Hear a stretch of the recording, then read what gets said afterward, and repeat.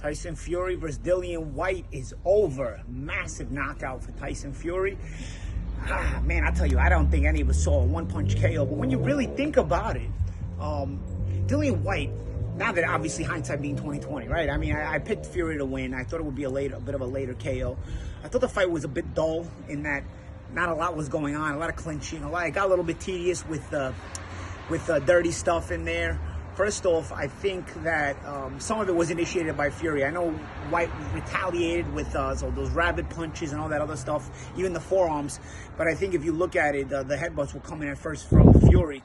And when you're the taller guy, if you're leaning in low enough to butt the guy, it means you're making I'd say you're making a little bit of an effort to get that head in there. And I'll tell you what, take it from my personal experience, guys with bald heads are more uncomfortable on the inside because it's like leaning your head against a rock. By the way, sorry guys, I'm in Brooklyn here, and people honk their horns and do all kinds of stuff. But regardless, it makes it already uncomfortable as it is. You can get cut by a very mild headbutt when a guy has a bald head, because it's just everything is so, the surface is so, it's like a rock, So obviously we saw Whyte get cut with a butt. We saw that Whyte was putting his forearm into the neck, onto the face of Fury a couple of times. I think that was a reaction. Speaking of Tyson, there's Tyson behind me. I think that was a reaction, basically a protection reaction to prevent the butts, or at least he was getting aggravated, and he was showing Fury, hey, listen, you're not gonna bully me around. I'm gonna bully you back around. Ultimately, when it came down to the work, I thought the fight was a bit tedious. Listen, Fury I thought a big difference in the fight was, and Tim Bradley brought out this point during the fight, a very good point. Whyte doesn't feint. There's no feints from Dillian Whyte. And Fury's whole style is based on a lot of feints. So he throws you off a little bit.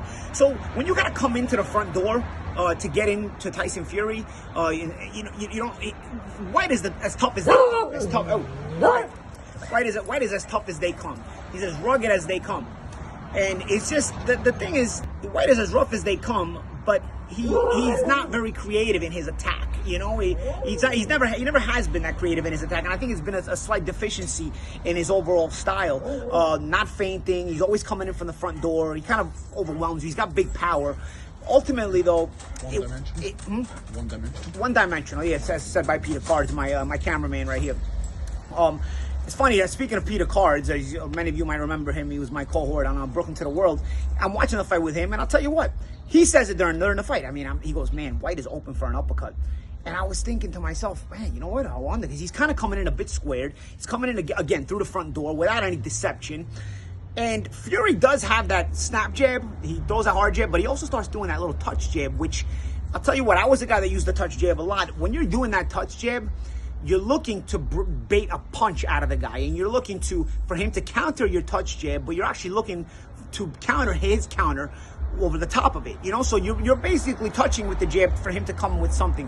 And with the knockout, if you really watch closely, Whyte is stepping in to throw a left hook. He doesn't really get it off much. He doesn't really, it's a little stereo system there on the minivan, that's wild. He doesn't really get it off because he walks into the uppercut, but Whyte is again falling for that bait touch jab, and once again making the same mistake where he's just trying to come in through the front door, trying to force his way in without any deception, without any creativity. And you have what you have. You have the knockout that ended the fight, number one. You also have something else I realized. Dillian Whyte has been knocked out 3 times in his career. All of them by right uppercuts.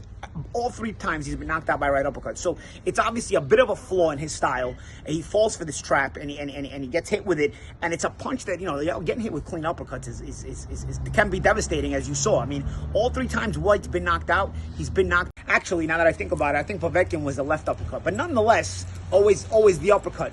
It's a bit of his kryptonite to take those uppercuts, and they always have a devastating result when he takes them cleanly like that, as would most guys that take them that cleanly. It's a shame, really. I think Dillian Whyte has been a good fighter. Small little flaws, though, they mean a lot at world-class level. Tyson Fury talks about that he's may retire. Not that afterwards in the ESPN interview he started talking about that he's going to fight Francis Ngannou, and he even brought Francis Ngannou into the post-fight interview. I think that's sort of a circus kind of fight. Yes, Ngannou can punch. Yes, respectful of the UFC champion Ngannou, but nonetheless, in a simple hand-to-hand combat fight, I know the UFC fans and the MMA fans will fall for the fact that, oh my goodness, they might wear MMA gloves. That means Ngannou might win by knockout. He's absolutely not going to win by knockout. He's actually going to get knocked out. It reminds me of the same of the funny debate that there was before Mayweather and McGregor, where it was whether they should use 8-ounce or 10-ounce gloves, as if that was going to make a difference for McGregor in that fight too.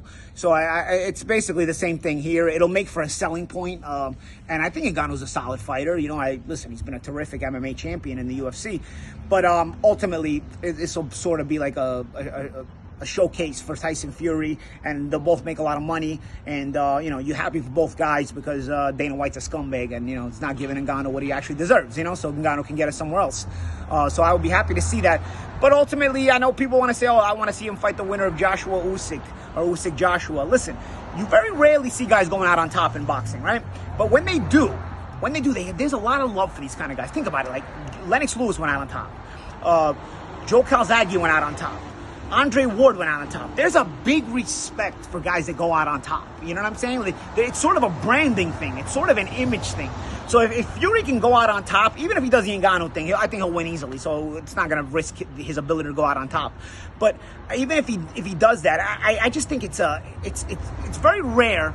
But it's big for branding. It's big for image. And especially in a world today where with so much social media hype and so much promotional hype, branding is so important. I think it's going to be huge for Tyson Fury. I think even his post-boxing career will even though he'll be filthy rich regardless, it'll continue to garner him fame, recognition, and so on and so forth. Well-deserved, mind you. But as for right now, if he goes out with this fight, with the Dillian Whyte knockout, a spectacular knockout, I feel for Dillian Whyte because I think he's made some fun fights in his career. He's been really fun to watch and a lot of respect for the guy. But Tyson Fury was the better man tonight, and Tyson Fury seems to be the best in the heavyweight division, the best fighter in the heavyweight division, the best heavyweight fighter of this era. He's given us some tremendous fight. The Wilder trilogy, I think, will go down in history as one of the best trilogies in the sport, and modern-day fans will remember it very, very fondly. As you guys get older, this generation, you'll understand even more because you'll have the next generation talking about the fights from their generation, and you'll become the old-timers, and you'll talk about, I remember when heavyweight fights were like Tyson Fury versus Deontay Wilder, because that's what we get right now. Right now we get, my generation gets, I remember when the heavyweights for Muhammad Ali fights or Mike Tyson, that was a heavyweight division, or Vander Holyfield, Riddick Bowe, that was a heavyweight division. Well, you guys today, in 10, 20, 15, 20 years, are going to be telling tomorrow's boxing fans that you remember the heavyweight division where they had guys like Tyson Fury in it. I'm Paulie Malignaggi. For Paulie TV, like, comment, subscribe. Let me know your opinions of Tyson Fury's career as a whole. Where does his legacy stand? Do you guys want to see Fury versus Ngannou? And what do you think of the knockout? That's a wild knockout. That's going to be one of the candidates for knockout of the year. Talk to you guys later.